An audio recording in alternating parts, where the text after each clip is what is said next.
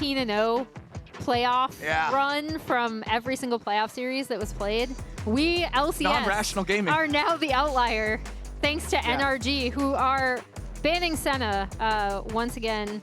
This time on red side makes a little bit more sense. And then we see those standard Yone and Ivern bans coming out from FlyQuest.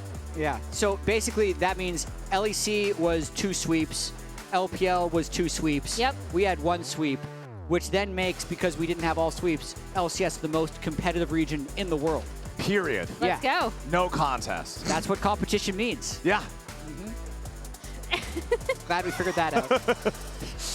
So I was talking a little bit about this last game, but it got interrupted by the interview that Kobe had with ThinkCard. But the Senna getting banned out by Energy, I know this is something that's probably surprising for a lot of people because FBI and Huhi were such big players of the Senna combos in bottom lane. But remember that Senna underwent a lot of changes recently, and her builds are even wackier than before now. Like previously she could build lethality or whatever. Azir was talking about how that's pretty dead the other day. Stuff like Black Cleaver combined with Echoes of Helia. So good on her now, Jatt, what it reminds me of is yesterday when you talked about putting orange juice in your coffee. It's just 2 things that should never be together, like Echoes of Helia and Black Cleaver on the same champion. But Senna is so wacky now, it works. I mean, I saw both of those things for the first time yesterday. Yeah, very interesting. If you try orange juice in coffee, make sure it's a shot of espresso, because if you try and mix brew, the orange juice gets too diluted and doesn't taste very good. In terms of Senna, I do think it is quite good because you basically only get 1 item on Senna before the game is more or less decided. And explicitly in the patch notes, they did say they wanted to make Senna better with Black Cleaver. And they did. It's the highest win rate first item. But I would also say that in terms of the overall fit on your team comp, you will need to put more of an onus on your top lane and mid lane to do the majority of the damage, because the Black Cleaver Senna is more about healing and shred than it was about traditional damage, which might be why they want to have FBI on something else. I still kind of hate it because I think he's like the best Senna in the league. It just feels off to have them banning it every game. So I don't necessarily hate it on red side for NRG if you don't want to give it up to FlyQuest, right? Because we have seen them play Senna before, and it is a really strong build. I'm sorry for the fan that has that sign, because Aurora, although we don't have a thing up like LCK does, is global banned. Yeah, she's perma-banned right now, unfortunately. We see the Renekton Ziggs coming out for NRG, and then AShe as the prio pick for FlyQuest's first lock-in. Okay, the AShe locked there for FlyQuest. Renekton again for Dhokla. All right, guys, what do you think the chances are that Bwipo slams a volley bear into this one? Runs it back. 0. What do you think are the chances that he wants to, but the coaches won't let him? I want to see it so bad. I want to see him just double down. I mean, we heard from ThinkCard that it's very coin flippy. Obviously, last game, the volley bear coin came up tails. Maybe this time around, they want to land heads. If it comes up tails once, I mean, it's got to be heads on the next one, right? That's how probability works. I can imagine the alternate universe where they're just like, ah, man, if I only had Volibear on blue side, it would have been completely different. Well, we have the Azir picked up once again for Quad here in the mid lane. Again, this was kind of the one light shining in the darkness for FlyQuest last game. It was Quad who would still have those small gold advantages. Quad kind of looking for angles on this Azir. So I'm perfectly fine seeing this get locked in again. But the Bard locked in for Busio here, picking the support alongside the AShe here before the second half of the bans get to come in. And the Bard had been something that has been banned away from Busio earlier in the series, so getting it in early is really putting a lot of stock in FlyQuest's ability to perform in this bottom lane. One of the big reasons they were able to snowball game 1 so heavily was with their Ezreal Karma. They just got a huge advantage and carried it throughout the map. So if they can do that once again here with AShe Bard, it would be their main path to victory. Yeah, as we see Cassante being removed, so they're not going to let that go over to Bwipo. And we'll see if they remove another top lane champ, if Dhokla is just like, I don't want to face off against this. We want to get a really good Renekton start. Okay. The thing I'm most curious about, actually, is looking at Contractz and what he's going to end up playing, because I do think, again, getting him involved in NRG's lanes early has been the key to success for this team. It was the key to success last team. I know people are going to rag a lot on the Volibear pick in isolation, but the fact that NRG recognized that they needed to target that and targeted it heavily and it worked, I want to see a similar early game from Contractz coming out. A couple of champs that I wouldn't be surprised to see here. Sion for Bwipo. Nidalee for Contractz. Oh, I hate it already. Because they already have good setup with Leona and Renekton to apply CC. Well, and Ornn would be the third one. I have a suspicion that Bwipo is going to get put on a tank. well, the ban on Corki from FlyQuest informs me that FlyQuest thinks that Ziggs could still be going bottom. They could still try to pick something different here for the mid lane. Corki Azir just has this unnatural power to manifest itself in best-of-5 series in League of Legends historically. But the Vi, banned out by FlyQuest for their final one. They do want to keep Contractz off one of those big playmakers.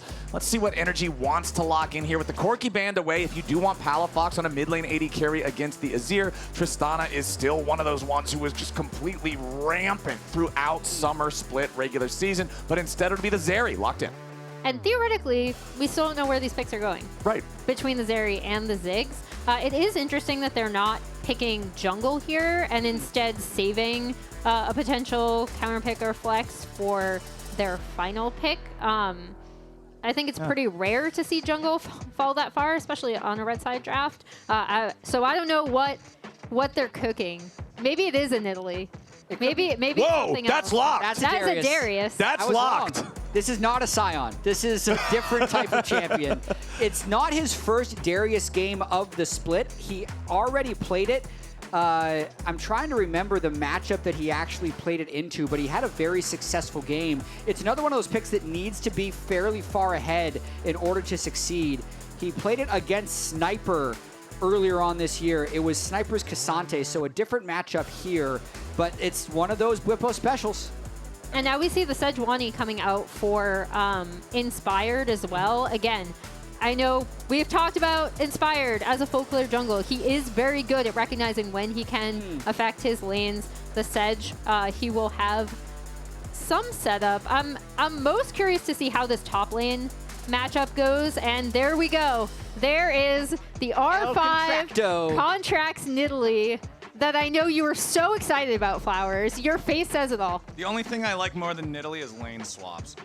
Now, let's my personal tastes for jungler selection aside, who do you guys actually feel walked away with a better draft here? Because I do agree that if you must pick Nidalee, if you are compelled to choose this champion, picking her with point-and-click hard CC like Renekton and Leona is a must, and NRG have put those pieces together. Personally, I think NRG's team composition is fine, but it is going to be snowballing.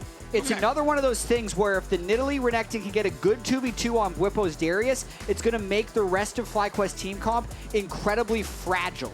Because then it's just the Sejuani trying to fly in. The Bard can't play. To NRG, who's moving to match point here? It's time for game number 3 in our second series of playoffs. Honestly, I'm so happy that we broke that clean sweep thing. I think it's so much more fun when the series are more competitive. And I think there's got to be some NRG fans out there right now who are feeling that dangerous, faint glimmer of hope. But as we're waiting for the minions to spawn, let's go ahead and toss things over to Raz, who's standing by with Coach Nuke Duck. What's up, guys? Got Nuke Duck with me. First question is going to be about the draft. Interesting one from your side. We got the Darius versus Renekton. Another one, were you surprised by NRG's composition going for Ziggs and Nidalee? I mean, I thought about that. No, not really surprised, no. Yeah, not really. Can you talk to the Darius pick a little bit, though he seems to be getting pelted at the moment? Yeah, it's just Bwipo's comfort pick, and we can like support the carry top this game. So yeah, it's just Bwipo's just great on Darius. That's why. Yeah. Sounds good to me. And the last question is just going to be any adaptations or things that you told the team coming in from the last game to this one.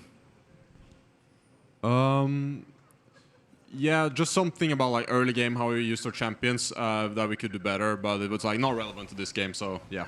Okay, all right. Thanks a lot for your time. I'm going to be sending straight to the casters. Potatoes. I appreciate you. At first, it's a little annoying that he never gives you anything. We learned no information. But it's like talking, it's like trying to argue with the brick wall. Like, it's just like, what are you, that's incredible. Why you pick Darius? He's good at Darius. And then he's just, because there was interesting stuff happening with the deep ward at level 1 and Busio and Massu, so he's just transfixed by the game. Yeah, I was going to say, I think that is the part that it's really fun to get coaches' interviews down in like right as you come out, because there is a television there, so they are watching their team potentially mess up or be really good at a level 1. And so their eyes are just glued to the screen as we see Palafox getting mid-prio off of this first push. Looks like lanes are kind of even, except for mid is in favor of NRG, and bot. Once again, Massu and Busio, as you'd expect, get the push in the spot lane. Yep, they're slow stacking this wave, and it's really important to see if Inspire can do anything early on the Sejuani, because he's definitely not been the CEO of full clear here. It is a small little variant in his jungle path. Instead of walking between his turrets, he walks around. He'll still be able to full clear, but it does give Contractz full information that Sejuani started bot side, is moving top side, and he would now be able to gank bot or even make his way to mid. Palafox with control over the mid lane. Energy fans like to see this. Again, I feel like Palafox kind of found his momentum again in the second half of the last game. We saw him get a little bit hypey, take plays he was confident on, securing the additional kill after the Baron play during the chase in top lane, also being able to find a couple of good kills afterwards. We'll see if that turns into some real momentum for him, as Bwipo is proxy farming the enemy top lane. Busio's got to try to get away from Contractz here. The obnoxious Nidalee auto attack harass with the red buff is just really annoying for anybody to deal with, as mid lane kind of gets right back into a stalemate, and our junglers are just going to split the map here, each taking a different crap. Yeah, and as we see, Bwipo having enough control over that top side that he can end up dirty farming, and he'll be able to walk back to lane completely freely. He did not take teleport in this game. He took Ghost Flash. But I really do want to see, Emily, you and I talked about this zone being a... Bwipo seems to die here more than any other player in the world. The Bwipo trapezoid of destruction. Yes, it's but it's because he gets such a strong wave crash, he wants to do something with it. He wants to get vision, he wants to put pressure on the other team, but he dies there a lot. And he might be... He's thinking about going again. We'll just track this, because Emily called this out a couple days ago, that's the spot Bwipo dies. But he is also on one of the most notoriously effective 1v2 champions in the game. Remember that once Darius either gets an execution with his ulti or just gets 5 bleed stacks on any one target, he gets the passive attack damage buff that starts out at 30 at level 1 and scales up to 230. Bwipo is not going to know that Contractz is here. But doesn't matter. He misses the apprehend.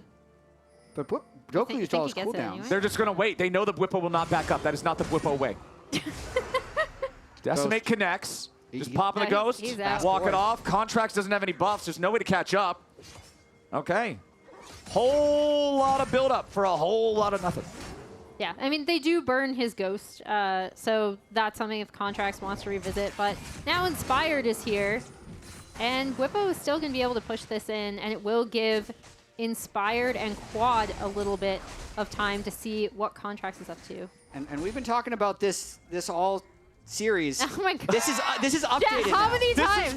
This is what you did with the thing. I'm gonna do this for as long as it's relevant, because no one's gonna tell me that they didn't die by Bwipo in game 2.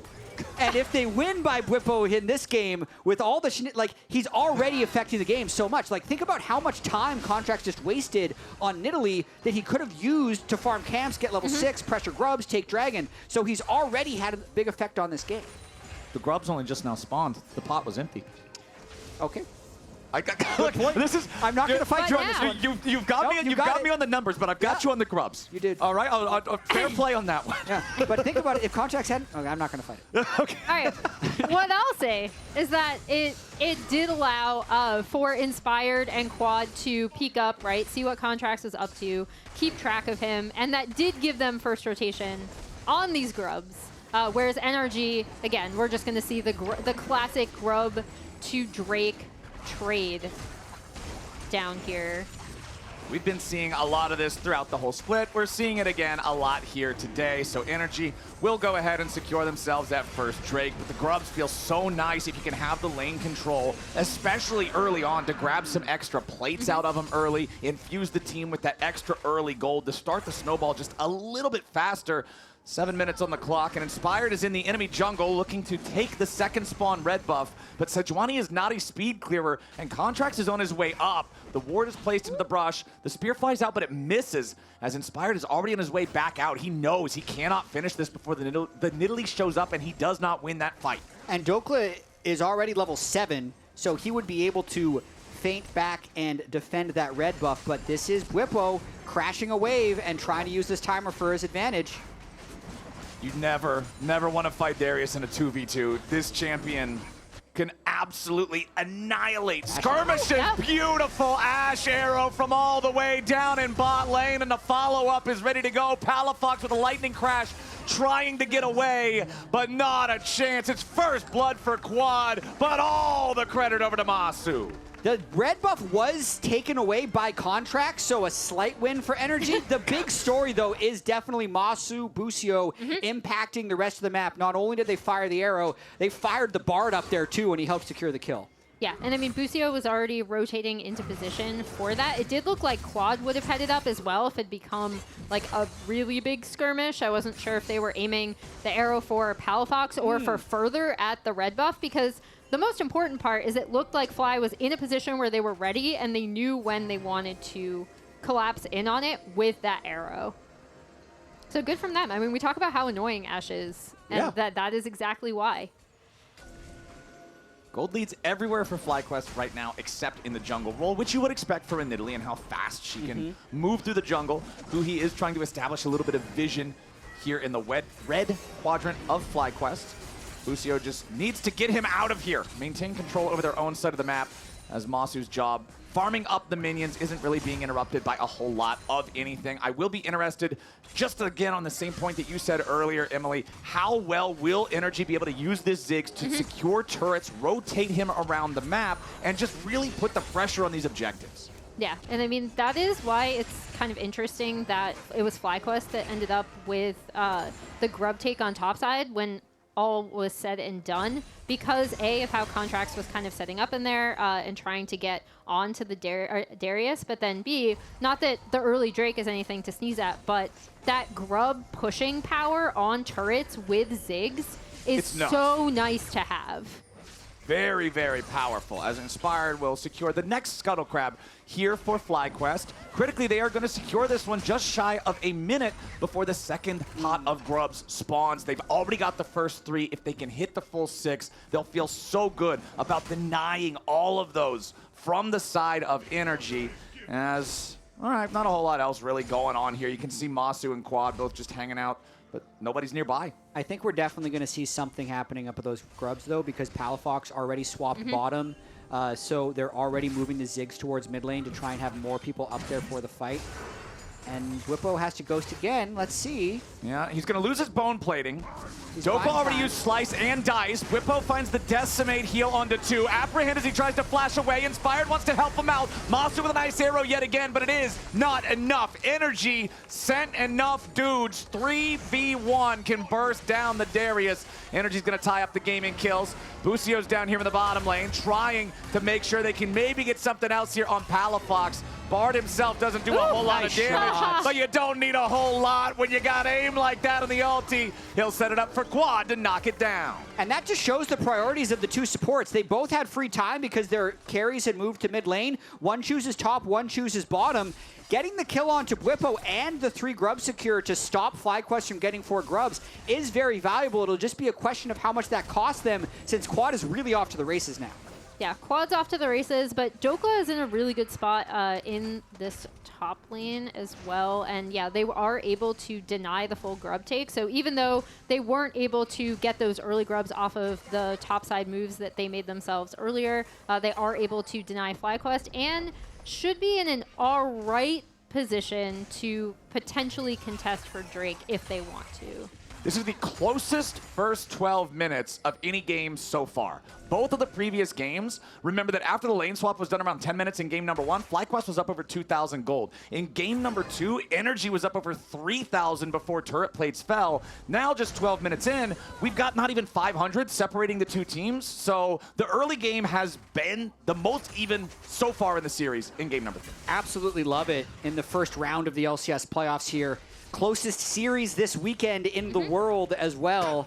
In terms of major region League of Legends, only series not ending in a sweep across LEC, LPL, and LCS. But this Drake setup is very important, as it is actually looking like Energy is first to have the setup. But yeah, they shoved in mid. They should have first setup, and they can bring Dhokla down where Bwipo cannot match that trapped, TP. Yeah. So Energy should be able to secure this if they want to expend the TP. Even Dhokla just going back to base, I think would allow Energy to just start the Drake, but that's not where they are right now. They want to prevent plates from falling in the mid lane. What I want to see from Energy, actually, is just Dhokla can feint back, like he can just recall after this wave crashes, or just go into fog, and then they start the Drake, because now they're actually going to pull off a play on Dhokla. Yeah. Nope, he's getting back. He should be able to back off. So Turret yeah, for Drake trade. They'll get plates and a turret, and NRG will get the Drake off. Dhokla knows not to walk into the Bwipo trapezoid because Bwipo has backup, so you cannot destroy him inside the trapezoid, which is normally the intended play pattern against Bwipo. Is that the new rule of the Bwipo trapezoid? He's like a boss in a video game that has a specific mechanic that you have to use to defeat him, and the mechanic is the trapezoid.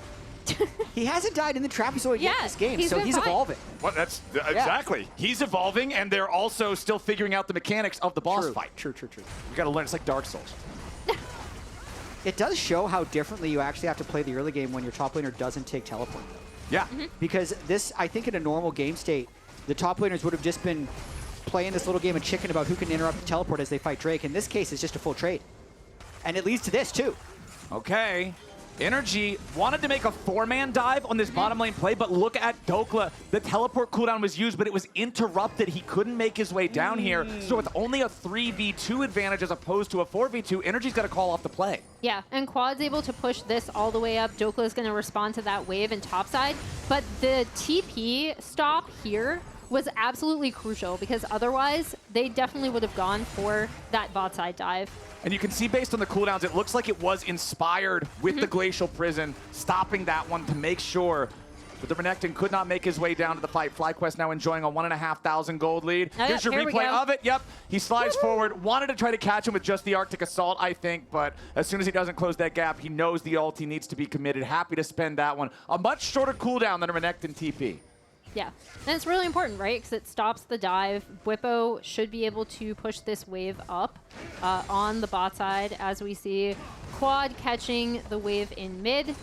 So I also want to point out something here, because we criticized the itemization a little bit in the previous game with the Lord Doms versus Mortal Reminder conversation. This time around, I really like Inspired's first itemization, because most often you see Ziggs Convergence, the rush for the Sejuani in many, many game states. Yeah. But when you're up against the Ziggs, who's always going to open every fight with a Mega Inferno Bomb to just do massive AoE, he's going for Locket instead to fortify the entire team in these bigger fights. And I think Inspired has definitely shifted his playstyle from what we've seen in Summer so far in this series. This is 3 for 3 games. They've played Mage's mid. It's 3 for 3 games. He's actually not been on a farming jungler. And it's again the Bwipo show. He's cleared the wave. Yeah, but now Huhi stuck underneath the turret. Bwipo might be able to bring him down here. The Decimate! That's Noxian Guillotine! Heads will roll, but it's only 2 of them, 1 for each side. The 1-for-1 trade here in the bottom lane as the tier 1 turret falls. Energy picking that one up for themselves, but back in the mid lane, it's time for a Rift Herald play. That tier 1 turret ain't gonna last very long. The charge completes. The grub babies are running around like crazy. They're going to shove this one into the tier 2 all the way in their second charge. Takes out half HP on that one. Yeah, and that was a really good response from FlyQuest, right? They know that Bwipo is down there. He's going to get dove. Bwipo is actually able to thin out and take away the wave, get a 1-for-1 trade. Ooh, the arrow nice right shot. There is no way the Nidalee gets out of that one. Junglers can't take cleanse, but FlyQuest now have to figure out their way. They're going to try. Out of this one, they'll summon up the Sun Disc. Gives them a spot to fall back to. They do have to respect the range of the Ziggs, though. FBI can still inflict a lot of hurt on these FlyQuest trio. Mega Inferno Bomb hits 3, but not a whole lot. What an incredible sequence there for FlyQuest, because not only did they take all 5 members of NRG's time, Bwipo's slow pushing that bot wave, and they're getting the mid wave in. So we're going to watch this dive one more time, and it's pretty much, at this point, a Darius diff. He gets full stacks on the Leona. He cleared the wave. And I would also say the sequence before this was all very Bwipo favored. The fact that gave away the Drake to give him gold so he'd get his first item so he could hold that in. And now the cross map, after Bwipo holds off that dive, leads to yet more advantages. But this is all about the Darius changing the way this game is being played. Well, and as we see in the picture-in-picture, he just got bot tier 1 off that as well. Yeah. Right? So I think it really starts in that initial stopped dive where Inspired is able to disrupt Dhokla's TP. They aren't able to get the earlier dive. By the time they do get the dive off, FlyQuest have already used Herald for mid-prio, I believe. And then additionally, they just have much better control elsewhere on the top side of the map. And this is, again, we mentioned it in the previous game, but this is what makes FlyQuest so dangerous, is their ability to recognize windows when their opponents make plays. And one thing that I'm thinking about a little bit here, because you bring it up, Jatt, the playing without a teleport, how it's different compared to your normal expectation in Pro League. I think it's one of the main reasons why we don't see more juggernauts like Darius or Garen, even when they're strong in solo queue, because you really want to take the double movement summoner spell, since the intended weakness, the design weakness of the class is their mobility. Yeah. And so I really love what we're seeing from FlyQuest here. You're saying, okay, we're going to make up for the lack of macro there by the other 4 players being so coordinated. They work together with the arrows and the Sejuani blast cones to find those plays. And you can even see it, like, he is in the Dragon Zone now because they're going to eventually want to defend this, but there's a fight on the top side and he can't make it there. Inspired, though, is fine to be the one here on the front lines for FlyQuest. He is completely unafraid of the engage energy. Oh! Why are we trying to engage on Sejuani? A perfectly timed arrow. Busio and Massu lining up the ults like they practiced it day and night. Dhokla has to run away over the wall through the magical journey, but Quad trying to protect Busio. Dhokla's going to take one with him, but it's still a 3-for-1 for FlyQuest. Wow, what an impressive sequence there from Fly. Less impressive for the topic we were discussing because Bwipo walked up the whole map just to reset again. But this does show that I'd say the bot lane has been playing such an important role here. The Ashe Arrow, the Bard ultimate, setting up such incredible plays throughout this game. They don't have any kills to their name yet, but they've been the instigator of so many good plays. Yeah, and look at where the gold is going, right? It's not only on this Darius, but Quad is now 5-0-1 on this Azir. They've been doing such a good job of getting gold onto him. And Massu and Busio in this game, they're doing exactly what is expected of them, right? Like they push in bot. They have a lot of utility to add to their team as we see the team fight come in, Jatt. Yeah, watching this one more time, they're just trying to make sure this wave doesn't get crashed. They're trying to keep Palafox down in the game. And then just beautiful timing from the Bard ult into the timing on the Ashe Arrow. Like, this is not easy to pull off. Perfect headshot to secure a kill from Massu running up the river. That was beautiful. So Dhokla also teleporting in, so he'll no longer have that teleport advantage for future fights. You can see in the lower left there, the Drake with it. Take top tier 2 and it's fine. Well, he might not have been a part of the fight, but he's loving it. He's enjoying the spectator experience of top lane. Whenever we hear producers in our heads being like, comms are coming in, I expect it to be like, oh, they're calling for the team fight, or like the coordination between Massu and Busio. No, it's just Inspired and Bwipo giggling. The most important comms. Morale comms. I do love it. I want to also call attention to Quad and the fact that we're on patch 14-16 because for people that didn't know, he was a mage player over in the LCK and in challenges, but this season he played 80 carries almost every game, 20 of 21 times, and in this series so far, nada. All mage picks. So we'll see if this continues because FlyQuest is very much adapting to the patch, and I think based on what we're seeing in this series, are very committed to this style now. Yeah, they look super, super comfortable, and as they set up this bot push, the big thing for me is, again, just lane assignments and also Inspired understanding where he needs to be. It's something you not necessarily forget that he knows really well, right? But it's something we haven't seen as much from when he's been doing the insane full clear and then team fighting. And coming out on the Vi, coming out on the Sejuani, I've really, really liked what I've seen from him in these games. As we see Bwipo just taking down that tier 2 top side uncontested. And the big winners on FlyQuest are the 2 solo laners. When you look at the individual gold differences on the scoreboard at the bottom, it's a couple hundred in jungle, in 80 carry and support, but about 2,000 in both top lane and mid lane. When we are comparing item completion breakpoints, Palafox has only just now completed his 2nd item with the Runaan's Hurricane. Quad has both sticks for his hat. All he needs is the combination money. Azir is going to be on a massive 3-item power spike, and I just do not see a world where FlyQuest will be afraid to fight at that point. That's a big item advantage. Yeah. Hat. I think once the 2 sticks go into the hat, it's even bigger. That's the biggest spike. Hat is bigger than 2 sticks. Yeah. There's been a lot of things that have changed. We've had some weird elementary school lessons today. We've all learned a lot together, and now Contractz is going to learn what does Darius do.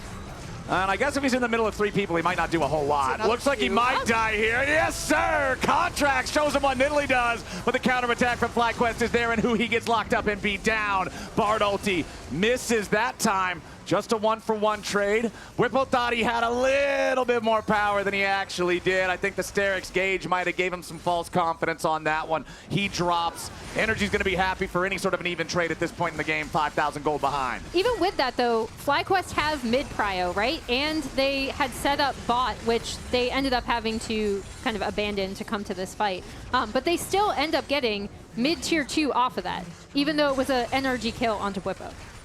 Dhokla gets top lane tier 1 back as kind of a trade. It's not a trade that most people want to take, but it's a trade that you get when you don't have anything else to go for. NRG's still down about 4,500 gold. Next Drake spawning in 90 seconds. Baron is up on the map right now as NRG tries to take this moment where they have a brief respite, I guess I would call it, from the constant pressure of FlyQuest to try to invade the enemy jungle, steal some things away, secure the blue buff for themselves.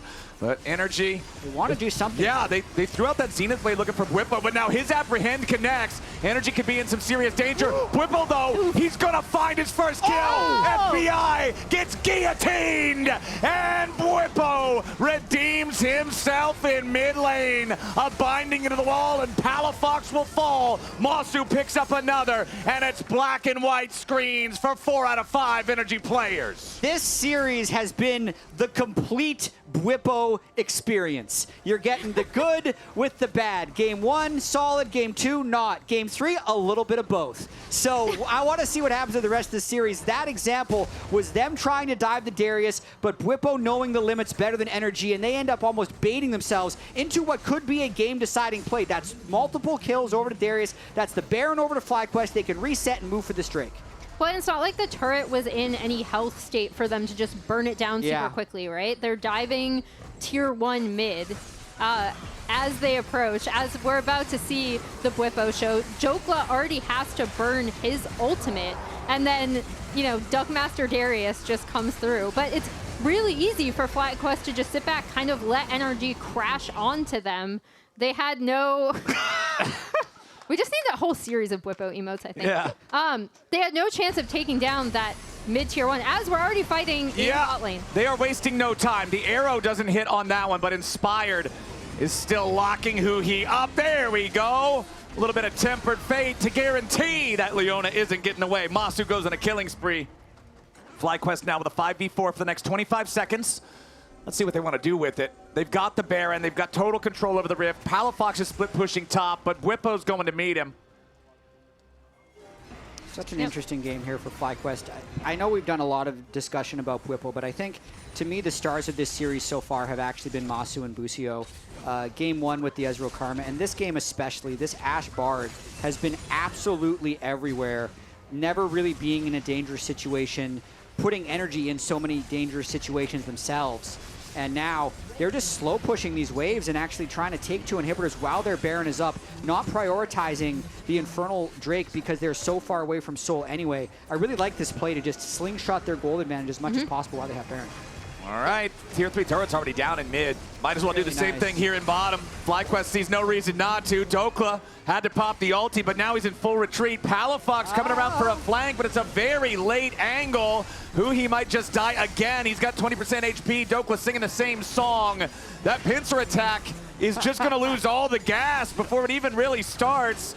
And now Palafox is going to recall anyway. FlyQuest gets everything they wanted, and they all get out. Yeah, FlyQuest still gets to take both inhibs there. You could see Palafox potentially looking for that flank angle. Did not come to fruition. Meanwhile, Bwipo, who can't TP in, just immediately walks to mid, takes the inhib. And now they're setting up on top side. I mean, this is really, really good from FlyQuest. Still 30 seconds on this Baron. They could actually clean all 3 inhibitors on 1 Baron buff. Yeah, they've got a bit of a stacked up wave here, crashing into the tier 3 turret in top lane now. Inspired and Bwipo off to the side, while the firepower from FlyQuest just takes out the remaining tier 3 turret. That final inhibitor is about to fall. Tempered Fate means that NRG can't fight back in time. That's double super minions, every lane on the Rift. FlyQuest are in complete control. What a sick Baron power play there from FlyQuest. It only shows a plus 3,000 gold advantage, which is pretty standard, not even close. And the fact that the inhibitors don't give gold don't really show the true effectiveness of what they just did. But this, I think, all but secures the game. They should walk out. They might not even worry about this Drake as long as they can sync up their next push and just kind of slowly try and take those final 2 turrets while they have 6 waves of supers spawning. So you can see these waves don't have them, but these waves right now that are spawning, they want to sync the crash with those because 6 super minions hitting at the same time is pretty indefensible. Yeah. We'll see how they approach this as they push up. This is the big difference, though, between kind of FlyQuest when they get into these winning positions and other teams. And this is why, even though, yes, a lot of their series don't look super clean, it is things like this that make me think, oh, okay, they can be such a thoughtful team, and that can set them apart. All right, right now, all they're thinking about is moving to match point and ending this 3rd game. 8,500 gold up. Just getting these super minions ready to crash, wanting to sync up these waves. You can see mid and bottom are pretty close, not perfectly synced up, but you know, those mid lane minions can catch up a little bit. Just walk a little bit faster. Okay, top lane's arriving at the same time. All right, the minions are crashing, and NRG is going to have to make their final stand. Dhokla gets away for now. Bwipo wanted to chase after him here, but now the Darius might get punished. Derek's Gage ready to keep him alive, and Bwipo goes on a rampage with the guillotine yet again. He's looking to chop some croc, but he doesn't quite get it. It's Busio finishing the job as the Nexus turrets are not lasting much longer. It's still 5 alive for FlyQuest. Right in the enemy base, 15-4. FlyQuest moves to match point. Dangerous call, Flowers, but it was a dangerous game for Bwipo as well, pulling out the win on Darius. All credit, though, to me goes to Quad, Massu, Busio this game. Incredibly solid, very controlled win here for FlyQuest, and really back on track after a pretty dismal game, too. And if you're asking me what the big difference between FlyQuest this split to last split is, it is seeing that coordination, and especially the coordination with Massu and Busio out of the bot lane, and the faith that FlyQuest has in them to contribute to these fights. Massu is still deathless in wins in this series. Let's he go. has not died in game 1. He did not die in game number 3. FlyQuest is looking good, and now we're going to head back to the LCS Lounge